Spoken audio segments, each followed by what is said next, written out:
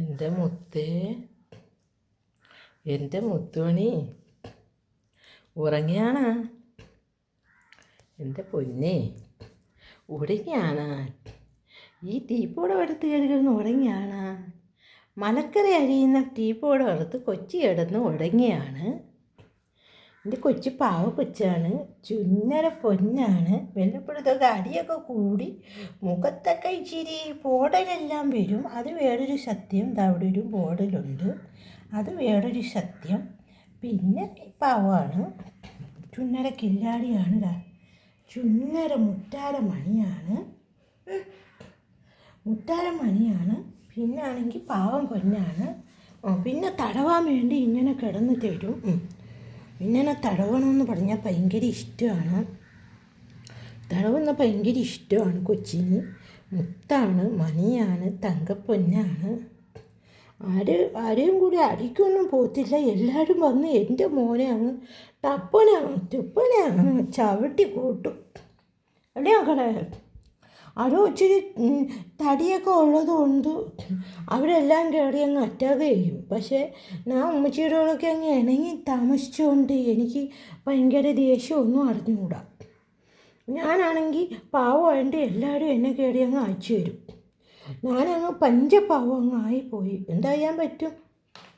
അപ്പോൾ എൻ്റെ ഉമ്മച്ചി എനിക്ക് ആവശ്യത്തിന് സമയത്ത് ഫുഡെല്ലാം തരും.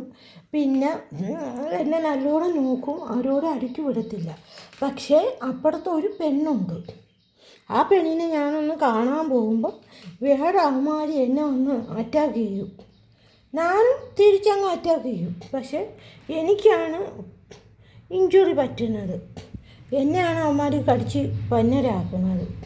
അവന്മാർക്ക് എല്ലാ മരത്തിലും എല്ലാം ചാടി കയറി അടി കൂടാനൊക്കെ അറിയാം. പക്ഷേ എൻ്റെ ഉമ്മച്ചി എന്നെ അങ്ങനെ പഠിപ്പിച്ചില്ല. എൻ്റെ ഉമ്മച്ചി കമ്പെന്ന് പറയുമ്പോൾ ഞാൻ പേടിച്ചു പോകുമായിരുന്നു. അതുകൊണ്ട് എനിക്ക് അടികൂടെ അറിഞ്ഞൂടെ വലുതായിട്ട്.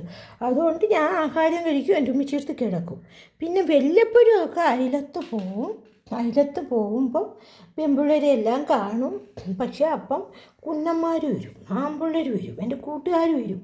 കൂട്ടുകാരന്മാർ വന്ന് എന്നെ അങ്ങ് അറ്റാക്ക് ചെയ്യും. നീ നിൻ്റെ വീട്ടിൽ പോടാ, നന്നളെ പെണ്ണാണെന്നൊക്കെ പറയും. അപ്പം ഞാനും അവന്മാരുമായിട്ട് അങ്ങ് അടികൂടും. അപ്പം അവന്മാർ എന്നെ അങ്ങ് അടിച്ച് എനിക്കങ്ങ് അടയാളങ്ങളും മുറിവും എല്ലാം വരും. പിന്നെ ഉമ്മച്ചി അങ്ങോട്ട് പൊക്കിയെടുത്ത് ആട്ട പിടിച്ച് വണ്ടിക്കകത്ത് അങ്ങോട്ട് ഒരു പെട്ടിയുണ്ട്, അതിനകത്തോട്ട് അങ്ങ് ഇടും. ഒരു ബക്കറ്റിനകത്ത് എടുത്തിടും.